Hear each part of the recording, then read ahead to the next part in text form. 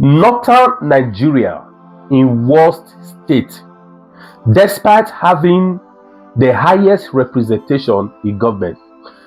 Guys, we all know that the North has produced more presidents, you understand, in Nigeria. They have more representation in government. But come to think of it, when you think of hunger, you think towards the North.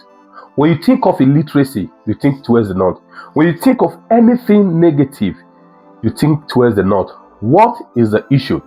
This is not because the Northerners, they don't want to better their life. This is because their leaders have decided to keep them in worst state so that they can use them for their selfish interest during election. Please, I want you to join me as we extract this interesting and eye-opening video together. All right, please, before we watch this video, do me a favor by giving this video a thumbs up, and please share. Give it a thumbs up so that Facebook and YouTube can recommend it to others. Please share it until all Nigeria see this video. It is worth hearing. Please, let's watch. This morning, kindly join me and say a good morning to Vice President Kashim Shettima, the Vice President, Federal Republic of Nigeria. If you remember, one of the headlines from this Nigerian newspapers from the 13th of August, on Tuesday, it says on the top right corner, Shettima blames underdevelopment in North on leadership. Oh, are we just knowing? If you remember just last week, in the peak of the End Bad Governance protest, one of the things that created the most fear were the numbers that we saw in northern states. Hundreds, if not thousands of young men moving across the streets and even destroying property, which led to curfews being declared in Kaduna and I believe Kano State as well. The main reason these people were worried about the protests going on in the north is because they are very much aware of how much they failed the people of northern Nigeria. I am from Edo State, but I would speak for my northern brothers and sisters, because even if they may find it difficult and they may not say it themselves for different reasons, they find it somehow hard to question their leaders. Even if they choose to stay silent, we all know that these people deserve better in those regions. And their leaders, according to the Vice President, have truly failed them. This is a region in Nigeria that has had undoubtedly more representation in Aso Rock since 1960. Abubakar Tafawa Balewa, General Yakubu Gowon, General Murtala Mohammed, Shehu Shagari, General Muhammadu Buhari, General Ibrahim Babangida, General Sani Abacha, Abdul Salami Abubakar, if you remember, Umaru Musa Yar'Adua, and then President Muhammadu Buhari again for the second time. Keep in mind also that while we had these presidents from, the times that we had presidents from southern Nigeria, we always had northern vice presidents. If you remember, Atiku Abubakar and Namadi Sambu were the most recent.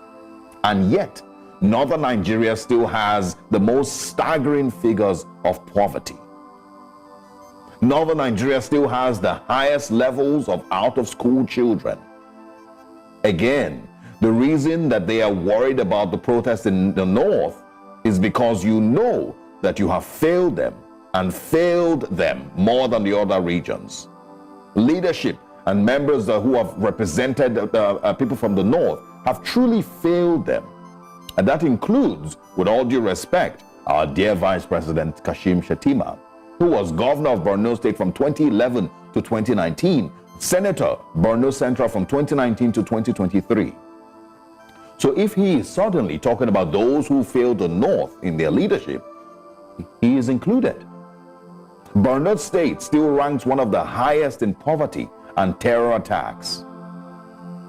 Not long ago, the BBC aired a documentary just a few weeks ago that told about 4.4 million children who are malnourished in northern Nigeria, including in Katsina State, where our former president for 8 years, Muhammadu Buhari, hails from.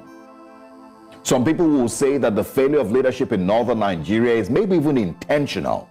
The weaponization of poverty and religion, the Almajiri system, the use of these millions of vulnerable children to boost election figures. These are tales that we've heard for so long. It is one of the biggest shames of our country and for all northern leaders.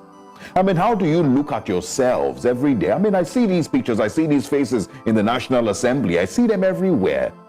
faces of northern leaders, how do you look at yourselves every day, seeing the level of poverty around the states that you've governed and you've led for decades?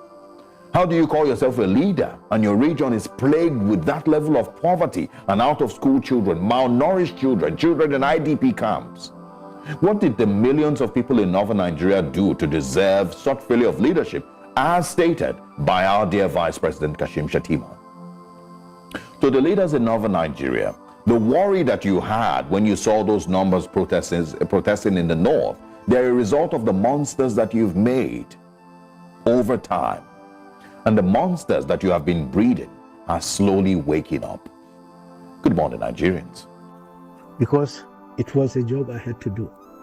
And maybe it is a job that they on the other end have to do. But I found that really, really very touching moment in my life.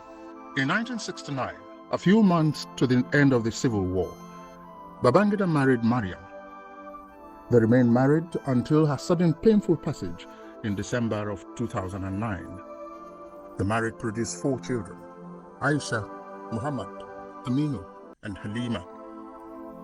On record, General Murtala Muhammad, as head of state, was determined to leave a legacy in Nigeria and his constituency, the military. Murtala Muhammad embarked on a program of demobilizing the military barely 5 years after the Civil War. He found no better candidate for the assignment than the gap-footed young officer. Babangida was appointed head of the Demobilization Committee by the then Chief of Army Staff, General Theophilus Danjuma. That appointment marked another major professional assignment for Ibrahim, submitting the demobilization report. Another rumpus occurred. Lieutenant Colonel Dimka was on national radio to announce the overthrow of the young administration of General Murtala Muhammad. That was on February 13, 1976. The dangerous task to flush out the military adventurers fell on Ibrahim Babangida's shoulders. So when I got into the army headquarters, I went up and people were saying, "Where have you been? We are looking for you." I didn't know, quite frankly, what was happening at that time. So I looked at my watch and I said, "No," but I wasn't late. The conference was supposed to start at 9 o'clock. Then they said, somebody said, "Didn't you hear?" And it was, so I went up to go to see the Chief of Army Staff, General T.Y. Danjuma. He said, "Ibrahim, where have you been? We have been looking for you." I said, "We are not late, sir. Fine." So he said, "Didn't you hear what happened?" I said, "No." He said, "Dimka, there was a coup d'etat. I want you to go and flush him out." He decided to apply minimum force. He confronted Dimka unarmed. Typical of the charismatic IBB, he accomplished this task and earned an enduring accolade for his gallantry. At the time this happened, Babangida was in Lagos, and I was in Kaduna, 1 division Kaduna. The GOC at the time was General Alani Akinriyade, and I was commanding 81, the battalion in Kaduna, in the infantry battalion in Kaduna. Babangida led the troops. So led the troops from, I think it was the Ikeja cantonment or to the radio station, and chased Dimka out of the place. The coup was foiled, even though it claimed the life of General Murtala Muhammad. As I moved along to go to Ikeja, a lot of thoughts were coming into my head at that time about whether my troops were loyal or what am I going to find at that time, and so on and so forth. Fortunately, I had very good soldiers at that time, 4th Regiment. They were very loyal. They were very, very, very loyal indeed. So I went into the cantonment. I had no problem whatsoever getting into the cantonment to go and join the troops. The military secretary at the time, Colonel Muhammad Gadonasko, said of Colonel Babangida, "This officer, at the greatest risk to his personal safety and the nation, in particular, confronted the leader of the attempted coup."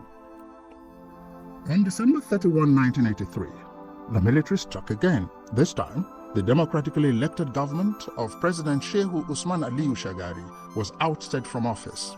Major General Muhammadu Buhari became head of state, and Ibrahim Babangida assumed the office of Chief of Army Staff. He was a member of the Supreme Military Council, the highest decision organ. Barely 20 months into the government of General Buhari on August 27, 1985, Nigerians woke up once more to the familiar but eerie sound of martial music.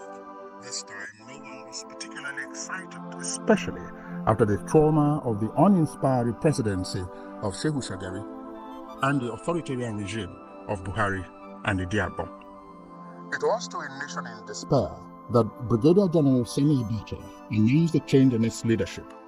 Abacha's reasons did not differ fundamentally from what he had earlier broadcast in 1983, having heralded the December 1983 coup that brought Major General Muhammadu Buhari to power. Brigadier Joshua Dogonyaro would later come on air to explain the rationale for this sudden change in government. Major General Ibrahim Babangida was subsequently announced as the head of the new government. I will tell you a story.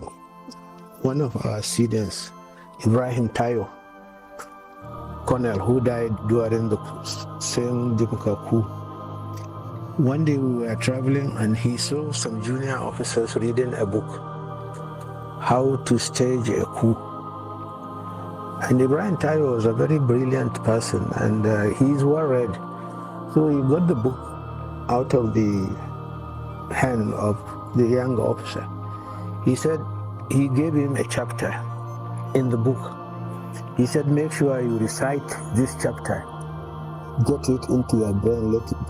And I didn't know that. So I said, what did you tell me? What chapter is it? Then he gave me the book. I saw the chapter. The consequences of failure. He said they should read it very well and understand it. And always I was remembering that story, the consequences of failure. So you find those of you involved are going to be killed. Those of you who connived will also be killed. Everybody will be killed once it fails. So those are things that I keep on remembering. And so we had a meeting on the 30th of December, I think. And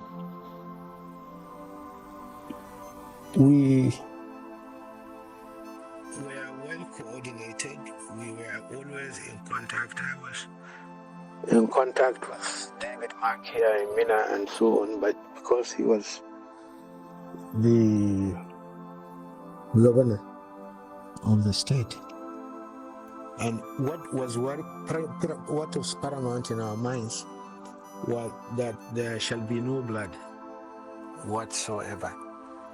And I'm glad to say that the soldiers were well disciplined, the officers were well trained and well led, and we carried that to the letter without any blood whatsoever.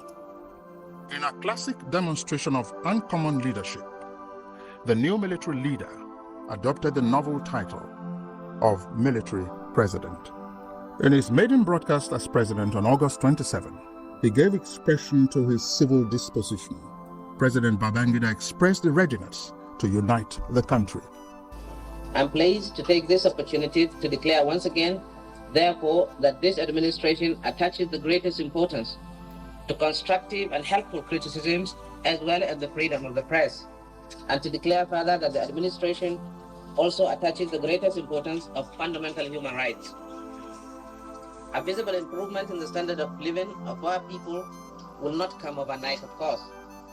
It is nonetheless feasible to take a meaningful action now which would alleviate the deprivation and misery of the large majority of our population within a short time. Thus, the administration will, in particular, take measures to check our galloping inflation and soaring unemployment.